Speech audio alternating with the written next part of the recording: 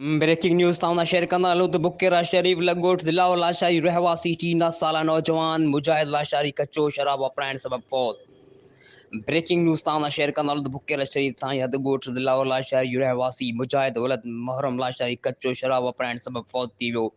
ॿिए पासे वारसनि पारां पिणु तस्दीक कई वई आहे त नौजवान मुजाहिद जो मौत कच्चे शराब वापराइण सबब थियो आहे, जॾहिं त नौजवान जो लाश सिविल अस्पताल नियो वियो, जिते ज़रूरी कार्रवाई बैदि लाश वारसनि हवाले कयो वियो, जॾहिं त बुकेराज पुलिस वाक़े खां मालूम हुजण बावजूद पहुची न सघी।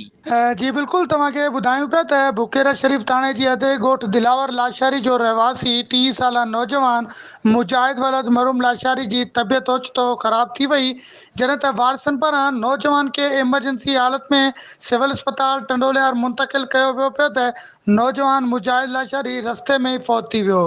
ॿिए पासे डॉक्टरनि पारां मौत जी तस्दीक कई वई ऐं पोस्टमार्टम लाइ पिणु चयो वियो, पर वारसनि पारां पोस्टमार्टम खां इनकार कंदे नौजवान जो लाश वापसि ॻोठ खणाए पहुता, जॾहिं त अज़ीज़नि खां मिलियल ॼाण मूजिबि त नौजवान कच्चे शराब जो आदी हो, काफ़ी अरसे खां कच्चो शराब पिणु वापराईंदो हो, जंहिं सबबि संदसि मौत जो कारण थियो।